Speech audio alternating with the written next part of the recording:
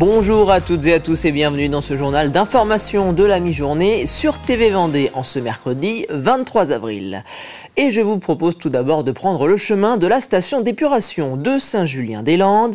Chaque année, cette dernière génère environ 7000 m3 de boue à partir des eaux usées, une matière qu'il convient d'évacuer à partir du printemps. Alors afin d'en faire bon usage, l'entreprise Veolia qui exploite la station propose aux agriculteurs locaux d'épandre la boue dans leurs champs à titre gratuit.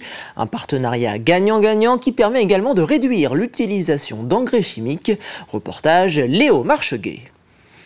Donc là, ces 3 parcelles sont concernées par les épandages aujourd'hui. Plan à la main, Olivier vérifie les parcelles sur lesquelles vont être épandus les boues d'épuration de la station de Saint-Julien-des-Landes. Mais avant de passer à l'action, ces boues doivent respecter un protocole bien précis. Les boues sont analysées plusieurs fois par an, en l'occurrence ici c'est 4 fois par an. Donc on vérifie leur conformité donc, à la réglementation. À partir de ce moment-là, le dosage à la parcelle par hectare est défini en fonction notamment de la concentration en azote. Les boues d'épuration générées tout au long de l'année sont stockées dans ces silos. Le silo est derrière, les 600 m3, et il vient pomper, remplir sa citerne directement depuis le silo. On a un agitateur, on a agité la veille pour que ça soit bien homogène. Donc là, il n'y a plus qu'à vider, faire les allers-retours. Il y en a une 30aine à faire dans la journée. Et ces allers-retours, c'est Clément qui les effectue. Ce prestataire de Veolia est chargé de l'acheminement des boues depuis la station d'épuration jusqu'aux parcelles concernées. Là, concrètement, on revient de la station d'épuration, donc on est arrivé dans la parcelle. Et donc là, je déplie la rampe d'épandage de la tanalisier qui va permettre de répartir les boues de station sur la parcelle qu'on doit épandre. Là, c'est une parcelle, c'est une prairie qui a été pâturée, qui va être transformée pour faire du maïs. En plus d'être un excellent fertilisant naturel, les boues d'épuration présentent un avantage écologique pour les agriculteurs. Ah, il y a vraiment un effet, oui. Oui. Ça remplace vraiment les autres engrais qu'on met autrement. Oui. C'est plus organique, c'est moins... du coup, c'est vrai que c'est moins chimique, c'est mieux, oui. En plus de ses propriétés écologiques, les boues d'épuration présentent un aspect financier intéressant pour les agriculteurs. Ça nous apporte des éléments fertilisants, donc on achète moins d'engrais par la suite. Grâce à ce service gagnant-gagnant, Franck va réaliser environ 1000 € d'économie pour la fertilisation de sa parcelle.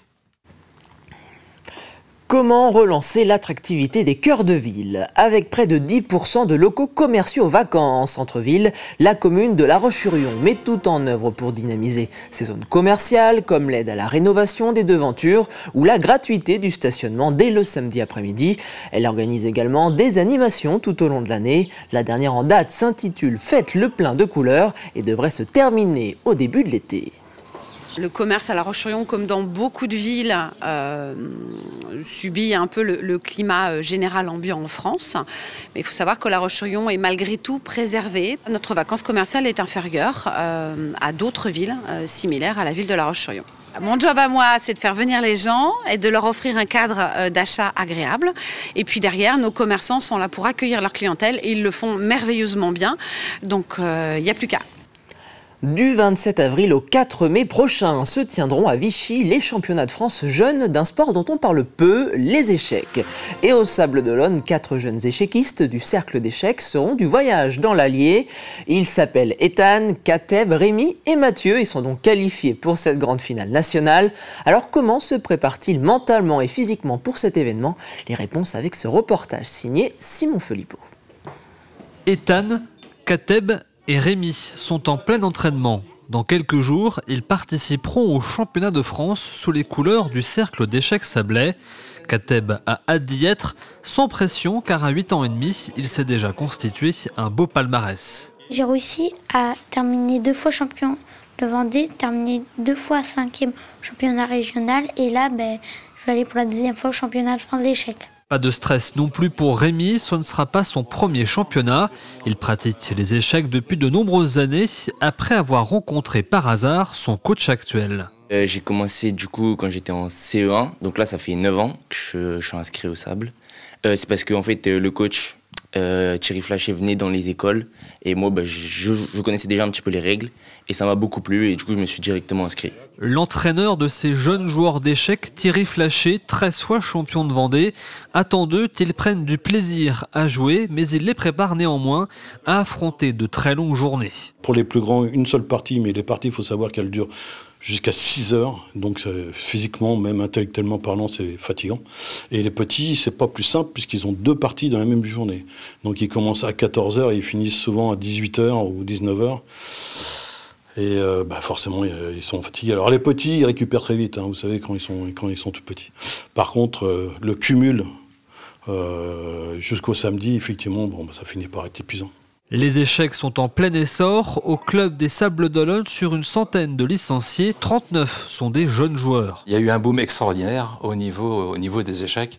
Et il ne faut pas oublier que les échecs au niveau des jeunes, c'est quand même la mémoire, la concentration, la motivation.